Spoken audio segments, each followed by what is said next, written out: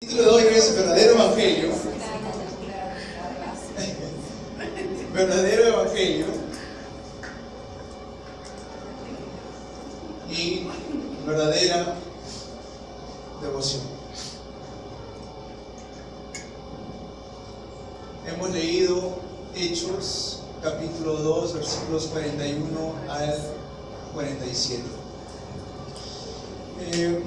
Hay algunas cosas que debemos saber antes de devocionar, antes de dedicarnos, se podría decir la palabra en realidad. Cómo yo devociono ante Dios, cómo yo dedico mi vida para el Señor. Quizás hoy entre los creyentes habrá venido algún remanente, habrá venido alguna persona adulta pensando que vivir la vida de fe es muy difícil, pensando que vivir la vida como un cristiano o una cristiana es difícil. Pastor, es muy difícil vivir como un cristiano en una vida de fe. Y esto es lo que tenemos que ir votando. En el primer mensaje hemos escuchado acerca de votar todas nuestras falsedades, todos esos engaños, toda incredulidad tenemos que votar. Si he venido el día de hoy pensando, es difícil, como se dice, pero estoy difícil, dicen ellos, estoy difícil, cambiemos ese pensamiento. ¿Amén? Porque ¿quién está conmigo? Cristo. ¿Quién soy yo? Un hijo, una hija de Dios. Vamos a tener un tiempo de poder pensar que en realidad la vida de fe no es difícil. En realidad Jesús nos dijo, lleva mi yugo que es fácil y ligero de llevar. ¿Amén? Entonces ahí nomás vemos la importancia de cómo tenemos que cambiar ese pensamiento. Si pensamos que es difícil vivir una vida de fe, es muy difícil. No, hay que votar esto. ¿Por qué? Porque son engaños, son falsedades. En mi perspectiva, para la perspectiva mía, no puedo. Pero Dios ya lo ha hecho. ¿Cuántos dicen amén? ¿Qué dijo Juan 19:30? Consumado es. Ya está hecho. No pensemos, no puedo hacerlo, no lo voy a hacer, no puedo. Ya está hecho. No por mí, Cristo ya lo hizo. Amén. Muchos pastores ven sus ministerios con una perspectiva diferente a la de Dios. Dios quiere bendecir el ministerio de Jesús en Cristo. Dios va a levantar el ministerio de remanentes, va a levantar el ministerio que proclama de Jesús y confiesa diariamente que Jesús es el Cristo. Si no pensemos que el ministerio es difícil, no pensemos en esa perspectiva, porque esos son engaños. No hay que ver las cosas a nuestro nivel, hay que ver las cosas con el nivel de Dios. Como dice la palabra de Dios, la mente de Cristo. En mi pensamiento, imposible, no lo voy a hacer, pero bajo la perspectiva de Dios, es todo posible. ¿Qué dice en Filipenses 4:3, hermanos y hermanas? Todo lo puedo en Cristo que me fortalece. Un ejemplo bíblico para esto. Jacob, murió Raquel, su esposa, y después también toma cautivo a su hijo José. Entonces, ya rápidamente ahí uno hubiera caído en pruebas, hubiera caído en desánimo, en mucha desesperación. ¿Por qué? Porque esa es la perspectiva humana. Estás en fracaso, ha muerto tu esposa y encima ha desaparecido tu hijo. Pero por la perspectiva de Dios y el nivel de Dios, ¿qué era esto? ¿Para José qué era? Para José era el comienzo del camino hacia la evangelización mundial. ¿Ven que Dios tiene cosas preparadas muy, muy grandes para nosotros? Jeremías 33 dice, clama a mí y yo te responderé. Y después lo que dice algo muy interesante, y te enseñaré cosas grandes y ocultas que tú no conoces, tú no lo sabes, pero yo te lo voy a demostrar. Entonces no es lo que Dios, no es lo que yo quiero, pero no es lo que Dios desea para mi vida. ¿Cuánto dicen amén? Entonces, si el día de hoy, nuevamente lo repito, he venido al culto por pensamientos difíciles, no puedo, voten esas mentiras. Lo bendigo para que puedan ustedes votar esas falsedades en el nombre de Jesucristo. Lo que Dios veía era que José estaba en camino a la evangelización mundial. No hay que sujetarnos a las cosas equivocadas. Vamos a ver la introducción del mensaje. Las cosas equivocadas. Muchas veces queremos aferrarnos a las cosas equivocadas. ¿Cuáles son estas cosas equivocadas? Génesis 3, 6 y 11. Génesis 3, me quiero aferrar muchas veces a mi egocentrismo, a lo que a mí me conviene, lo que yo quiero, lo que a mí me parece. Hay que botar todo esto.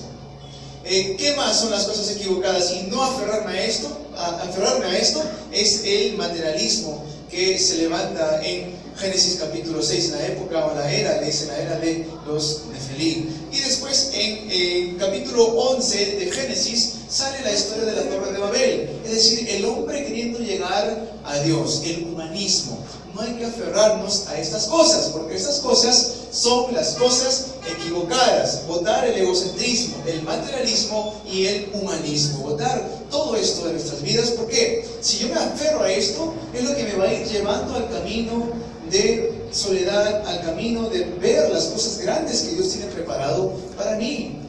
Y no tan solamente eso, sino también no aferrarme a otras cosas, a solo Cristo.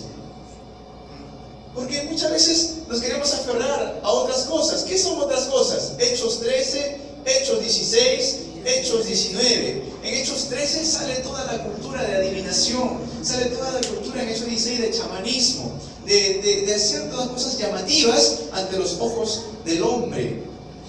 Sale todo esto. En Hechos 19 sale lo que hoy en día se ve, la idolatría. Si uno se va al parque, ve una estatua, y en cada parque está la estatua, y cada vez que yo soy testigo de esto, han pasado las personas y como ya está una estatua puesta ahí, lo primero que hacen es se acercan a la estatua, ponen su mano y le empiezan a orar. Esto es las cosas equivocadas, son las otras cosas con el diablo, con las que el diablo nos quiere engañar para que venga más destrucción todavía a nuestras vidas. No hay que caer en estos engaños, hay que abrir nuestra mente rápidamente. Dios me dice en Éxodo 20, del 4 al 5, no te harás imagen ni semejanza de lo que está en el cielo, en la tierra, ni debajo de las aguas, porque yo soy Jehová tu Dios, fuerte y celoso. Dice que visito la maldad de los que me aborrecen hasta la tercera y cuarta generación. Si yo estoy adorando un ídolo, tengo una estampita o una imagen de alguna estatua de algún ídolo, eso, con el simple hecho de yo tener eso, estoy diciendo: Dios, yo te aborrezco. Yo te aborrezco. A Dios no le gustan estas cosas, porque son las cosas equivocadas y son las cosas incorrectas, las otras cosas. Y también hay que rápidamente darnos cuenta de las cosas que nos van a llevar al fracaso. Las cosas que nos van a llevar al fracaso, en otras palabras, los 6 estados del no creyente. El hombre separado de Dios, dice en Juan 8:44, su espíritu está dominado por un ser llamado el diablo. Vosotros sois de vuestro padre el diablo, y los deseos de vuestro padre queréis hacer, le dijo Jesús ahí a los fariseos. ¿Qué más nos dice? Separado de Dios, las cosas que llevan al ser humano al fracaso es que como su corazón está vacío, dice, siguen la corriente de este mundo conforme al príncipe de la potestad del aire. En Efesios 2, del 1 al 3 dice esto. Y por naturaleza éramos hijos de la ira, dice ahí la palabra de Dios. Estas cosas llevan al ser humano al fracaso. Y como consecuencia vienen los problemas mentales. Sale en Marcos 5, del 8 al 10. Como consecuencia vienen los problemas mentales y se produce a tanta profundidad, a tanta magnitud, que se refleja físicamente también. Hechos 8, del 4 al 8, dice que había personas endemoniadas, personas paralíticas y personas cojas. Pero apenas escucharon el Evangelio de Jesucristo, hubo gran gozo en aquella ciudad.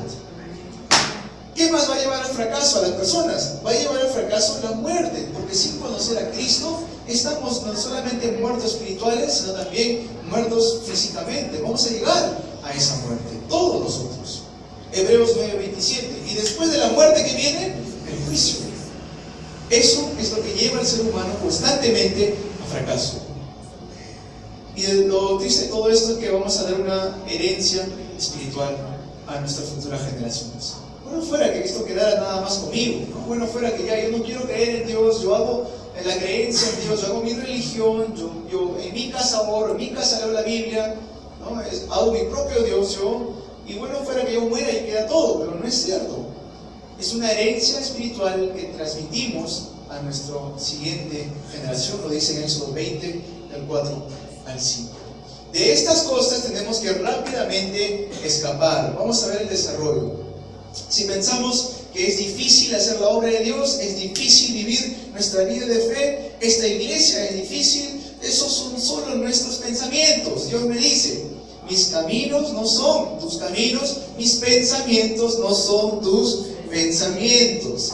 Ser cristiano en esta iglesia es difícil. Estar viviendo en esta región es muy oscuro. Mi familia me la hace duro para mí. Todo esto tan solo son mis pensamientos. ¿Mas la perspectiva de Dios es igual que la mía? Es completamente diferente. Por eso hay que tener mucho cuidado con lo que decimos. En Proverbios 6:2 dice, te has enlazado con las palabras de tu boca y has quedado preso en los dichos de tus labios. Proverbios 6:2. Santiago 3, del 3 al 4 dice, he aquí nosotros ponemos freno en la boca de los caballos para que nos obedezcan y dirigimos así todo su cuerpo. Mirad también las naves, aunque tan grandes y llevadas de impetuosos vientos, son gobernadas con un muy pequeño timón por donde el que las gobierna quiere. Pero de la misma manera las palabras que nosotros decimos de incredulidad, las palabras incorrectas, cuando nos aferramos a otras cosas, cosas equivocadas, a las cosas del fracaso, esas palabras, dice, cuán grande bosque enciende un pequeño fuego. Santiago 3, 6. Entonces tengamos cuidado con lo que decimos. Lo dije ligeramente. Si yo pienso de esa manera o vivo mi vida diciendo las cosas de una manera ligera, pues mi vida va a ser ligera, sin importancia. Lo dije solamente una broma nada más, entonces mi vida será una broma. ¿Se entiende esto? En la cosa de Dios hay que tomar las cosas en serio. Todo tiene su tiempo. Hay tiempo de bromas, hay tiempo de decir las cosas ligeramente. Pero concerniente al Evangelio no podemos aplicar esto. Oro para cambiar nuestros pensamientos, oro para cambiar nuestro corazón, para cambiar mis palabras, porque soy un hijo, una hija de Dios. Somos protagonistas que van a salvar el mundo entero. Empecemos con lo más pequeño.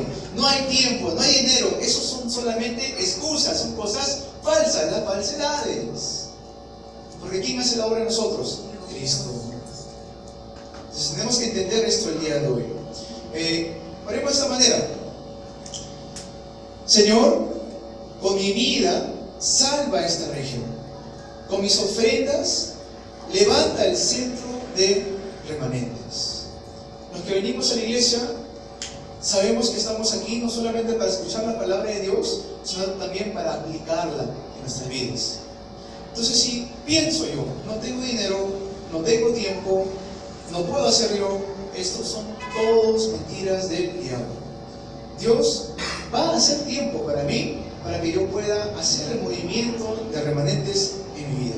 ¿Cuántos dicen amén a esto?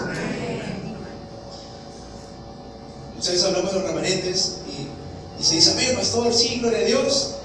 Después, ¿cuánto tiempo realmente le damos a los remanentes? ¿1 hora? 2 horas a la semana, no mucho? ¿Cuántos estamos realmente orando por los remanentes? Hay que empezar a orar por esto. Dios, para las misiones que pueda dar mi vida y luego ponerlo en acción, ir al campo, que yo pueda realmente no solamente pensar en el Evangelio, sino también aplicar el Evangelio en mi vida. ¿Cómo hago esto? Cambiando todas estas cosas incorrectas en mi vida. Vamos a ver el desarrollo. Punto número 1. ¿Qué es el verdadero Evangelio? ¿Qué es este verdadero Evangelio? ¿De qué estamos hablando del verdadero Evangelio? Vamos a entender un poco acerca de esto. ¿Qué es el verdadero Evangelio? En Juan 19:30 Jesús dijo, consumado es. ¿Qué significa esas palabras? Consumado es que Dios me ha librado de las manos del diablo. Eso significa consumado es. ¿Qué significa consumado? Significa que Dios ya ha llenado ese vacío que había en mi corazón. Consumado es. ¿Qué significa consumado es? Que Dios ya ha abierto un camino nuevamente para que yo me pueda encontrar con Dios. Consumado es. ¿Qué significa consumado es? Dios ha dado a su Hijo unigénito para que todo aquel que en Él crea no se pierda, mas tenga vida eterna. Consumado es. ¿Qué significa consumado es? Que Dios ha quebrantado, ha deshecho todas las obras del diablo. Consumado es. Tenemos que sujetarnos a esta palabra el día de hoy. Mateo 28, Mateo 28, del 18 al 20. Es más, del 16 al 20. Dice: toda potestad del cielo y la tierra. Si Cristo tiene toda la potestad del cielo y la tierra, ¿quién está conmigo? Cristo. Por lo tanto, esto de acá son solamente cosas equivocadas. No hay que aferrarnos a esto. No hay dinero, mentira del diablo. No hay tiempo, mentira del diablo. En el nombre de Jesucristo, Dios usa mi vida. Consumado es. Tú estás conmigo, Señor. Tú tienes toda la potestad del cielo y de la tierra. Has prometido estar conmigo hasta el fin del mundo. Somos embajadores de Cristo. ¿Qué es el verdadero evangelio? Hechos 1, del 1 al 8, Jesús es el Cristo. Hechos 1:3, el reino de Dios. Hechos 1:8, el poder del Espíritu Santo. Entonces, cuando yo entiendo qué es el verdadero evangelio en mi vida, voy a empezar a entender y a recibir en mi vida esto: verdaderas respuestas. Amén. Si yo entiendo el verdadero evangelio, voy a empezar a recibir en mi vida verdaderas respuestas. ¿Y qué son estas verdaderas respuestas? Lo hemos visto en Hechos, capítulo 2, versículos 1 al 4. Dice que aparecieron como lenguas de fuego repartido, y dice que también apareció un viento recio y fuego. ¿Qué significa esto? Muchos lo toman al lado místico e insano. No es el lado místico e insano de que realmente se va a levantar un fuego en este lugar, ¿no? O un viento recio para despertarlos todos.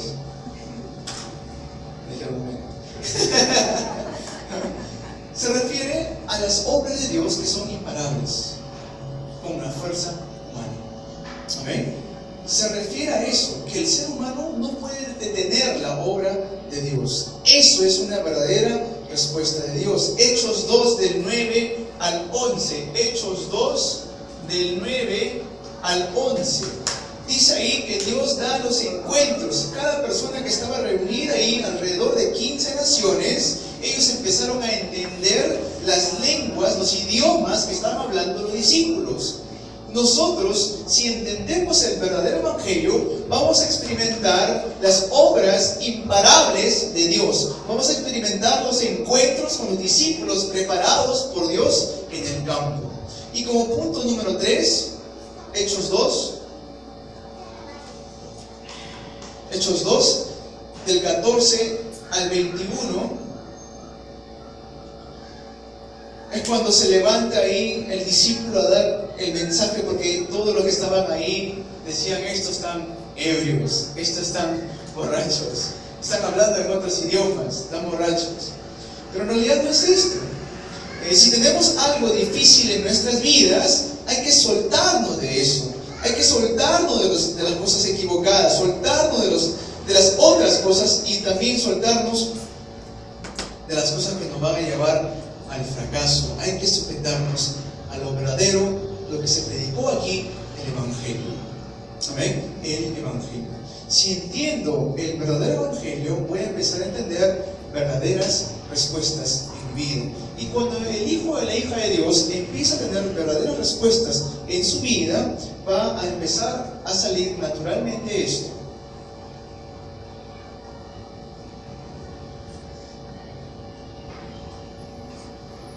la verdadera devoción. La verdadera devoción. ¿Qué significa la verdadera devoción? Devoción es que yo pueda dedicar tanto mi tiempo, tanto mis fuerzas, mi vida entera a Dios. Esa es la devoción. Entonces, si yo entiendo el verdadero evangelio y empiezo a recibir verdaderas respuestas, naturalmente voy a dar la verdadera devoción. Pero si no estoy recibiendo respuestas, es difícil dar devoción a la iglesia, dar devoción a la obra de Dios, dar devoción al gran mandato que tenemos. Y peor, si no entiendo el evangelio, ni siquiera respuesta voy a poder recibir. Pero si tengo estos dos puntos, el punto 3 naturalmente empieza a levantarse en mi vida. ¿Cuál es esta verdadera devoción? Hechos 2, del 41 al 42. Empezaron a aparecer los discípulos. Dice que en ese día se reunieron alrededor de 3,000 personas. 3,000 personas. ¿Por qué? Porque empezaron a recibir respuestas y empezaron a hacer la verdadera devoción. La verdadera devoción de encontrar a los discípulos. ¿Cuántos dicen amén? Hechos 2 del 43 al 45. Hechos 2 del 43 al 45. Empezaron a dar las ofrendas necesarias para levantar el RUTC. Los ancianos ungidos tienen que saber evangelizar, o al menos dar verdadera ofrenda, o al menos ser de influencia a los remanentes. ¿Amén? Las personas líderes dentro de la iglesia tenemos que saber cómo ofrendar. Dice que ellos vendían sus cosas, tenían todas las cosas en común. ¿Y todo esto para qué? Para un solo propósito: levantar a la siguiente generación, predicar el verdadero evangelio. Para ellos no les era necesario constantemente hablar acerca de los diezmos y las ofrendas, porque lo vivían diariamente, era su vida natural. Entonces hoy en día tenemos que empezar a levantarnos como ancianos, diáconos, diaconisas, líderes de la iglesia, que realmente dan la ofrenda para levantar el centro de remanentes, que realmente empiezan a dar ofrendas para levantar a la siguiente generación. ¿Cuántos de nosotros no quisiéramos un colegio donde ya no más se les enseña idolatría a nuestros hijos, a nuestras hijas? Un colegio donde ya no más se les enseña las cosas del mundo a nuestros hijos, a nuestras hijas. Y para esto Dios va a proveer la economía de la luz. ¿Cuántos dicen amén a esto? Sin afán, sin dolor. Dios naturalmente va a empezar a levantar la economía de la luz para levantar el RUTC. Para aquellos que se preguntan qué es el RUTC, es el centro de entrenamiento para los remanentes. Entonces, es la abreviación de las letras en inglés. Punto 3. Hechos 2 del 46 al 47. Hechos 2 del 46 al 47. Confirmamos la respuesta no tan solamente aquí en el culto, sino también en el campo. Vamos a leer estos dos versículos, 46 y 47. Dice: y perseverando unánimes cada día en el templo, y partiendo el pan en las casas, comían juntos con alegría y sencillez de corazón. Esto es el culto. Daban el culto unánimes, daban el culto juntos, y alabando a Dios y teniendo favor con todo el pueblo. Eso es el campo. Salían al campo. Y el Señor añadía cada día a la iglesia los que habían de ser salvos. A veces veo a mi hijita que le invita a la vecina del frente, ¿no? Él siempre sale todos los domingos en la mañana muy temprano. Liam, vamos a la iglesia, venía Liam. Y Liam a veces no quiere, o a veces ya ha ido a la iglesia. Ya fui a la iglesia, mira. Liam, vamos a la iglesia, tenemos que ir a la iglesia, 1:30.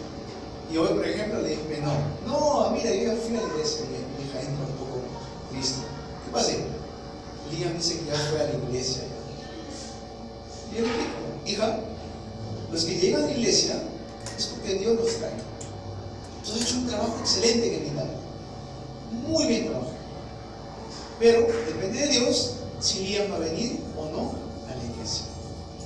Ahí tienes que tener tu descanso. Amén. Amén. Hay que descansar en esto. Sí, muchas veces podemos invitar a las personas a la iglesia, pero ¿quién añade a la iglesia a las personas que no se salvan?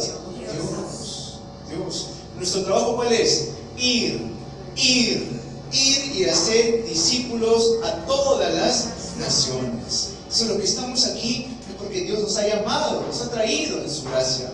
¿Cuánto estamos agradecidos por esto? Hay que estar muy agradecidos del hecho de que Dios me ha despertado el día de hoy, Dios me ha dado alimento el día de hoy, Dios me ha dado que vestirme el día de hoy, más que todo, Dios me ha dado Cristo. Y no solamente esto, puedo estar en el culto escuchando la palabra de Dios. Amén. Estas son la verdadera devoción. Retomar esto, restaurar esto en nuestras vidas es muy importante, porque en el mundo nos enseñan otras cosas, la cultura nos enseña otras cosas, hasta las iglesias están enseñando otras cosas, pero en realidad lo que tenemos que aprender es aprender a vivir centrados en Cristo y aprender a vivir como lo hacía la iglesia primitiva. Restaurar esa verdadera iglesia. Ahora, no hay iglesia perfecta, obviamente. Siempre vamos a ver debilidades como iglesia. Pero la iglesia no nos pertenece a nosotros, es de Cristo. Amén. Entonces hay que gozarnos en esto. Si entiendo el verdadero evangelio, no importa dónde esté yo, porque entiendo que Dios me ha puesto ahí para levantar a la iglesia, para salvar la región. Si entiendo el verdadero evangelio, entonces yo voy a empezar a recibir verdaderas respuestas y voy a empezar a poder dar la verdadera devoción. No lo hacemos para el hombre, lo hacemos únicamente para Dios. Coram Deo, estar ante Dios. Ejemplos, vamos a llegar a la conclusión. Estuvieron los 7 remanentes. Los 7 remanentes: José, Moisés, Samuel, David, Eliseo, Isaías, Pablo. También salen los héroes de Hebreos 11. Le dicen héroes de la fe, le dicen Hebreos 11. Están ellos también. Y también están los miembros, líderes oficiales de la iglesia primitiva. De la iglesia primitiva. Estas personas tuvieron esto, entendieron el verdadero evangelio, recibieron verdaderas respuestas y por eso es que pudieron dar la verdadera devoción. Dos cosas, dos características. El primero, no vieron sus circunstancias como dificultades, sino como bendiciones. ¿Cuántos dicen amén? Esa es la característica de estas personas. José, David, Eliseo, Isaías, ellos todos pasaron por dificultades. Mas sin embargo no vieron sus dificultades, se aferraron a la bendición de Dios que tenía detrás de esa dificultad. Entonces, de repente estoy sintiendo un dolor profundo en mi corazón, un dolor que solamente Dios entiende. Un dolor que no me está dejando dormir por la noche. Esos dolores que a veces no te dejan ni respirar. Ustedes saben por eso. Hay que tomarlo, no con mis ojos, no con mi perspectiva, sino empezar a entender, Dios, ¿qué plan has preparado tú detrás de esto? Porque si soy tu hijo, y lo soy, si soy tu hija, y lo soy, por alguna razón has permitido esto en mi vida. Entonces, esto empezar a confirmar en el campo. La segunda característica es que no consideraron como dificultad las dificultades. Yo no considero esto como una dificultad, más bien se regocijaron dentro de esto. Amén. Esas son las dos características de los personajes de Hebreos 11, los 7 remanentes y la iglesia primitiva. No vieron ellos sus circunstancias, sino vieron el plan que Dios tenía detrás de todo esto. Estamos pasando por enfermedad, pobreza. Hay que ver todo esto como la gran oportunidad para ver cómo la poderosa mano de Dios va a obrar en mi vida. Amén. Hay que ver esta oportunidad así. Cuando el Hijo de Dios no entiende, Dios va a empezar. Un pastor decía esto. Un pastor dijo esto, dijo: si no es Cristo, es UCI. Si no es Cristo, es UCI. UCI, unidad de cuidados intensivos. Si no es Cristo, es UCI.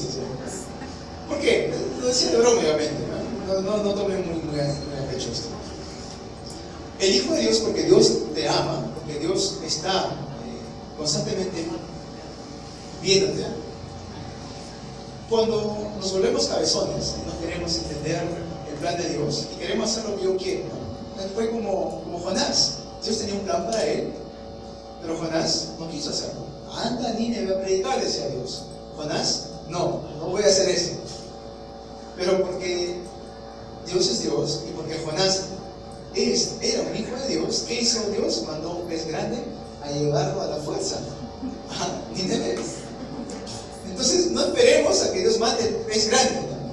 Popularmente se dice, lo va a mandar la moto acá. No esperemos a que Dios mande el pez grande a agarrarnos, a otra vez llevarnos a donde Él decía que nosotros estemos. No dicen amén. Hay que estar contentos en donde estamos. No hay que empezar a pelear con Dios, porque ¿saben qué? Vamos a perder. Nadie ha ganado a Dios. Nadie nunca va a ganar a Dios. Si Si Dios me tiene en ese lugar, Señor, ¿por qué yo estoy en este trabajo? ¿Por qué yo estoy estudiando esto? ¿Por qué está pasando esto en mi vida el día de hoy? No hay que malinterpretarlo. Más bien hay que ver cuál es el plan que Dios tiene detrás de todo esto. Un padre castiga no por odio, castiga por amor. Siempre tratamos esto. Ahora, si yo me estoy alejando, Dios obviamente que me va a hacer pasar por un evento, ¿pero para qué? Para regresar nuevamente con Él. Porque en Él yo estoy completo. En Él Cristo es suficiente. En Él estoy bendecido. Ese mensaje de hoy, hay que deshacernos, podar, hay que guardar nada de las falsedades, nada de los engaños del diablo, más bien hay que aferrarnos al verdadero evangelio. Hay que aferrarnos a la verdadera respuesta de Dios.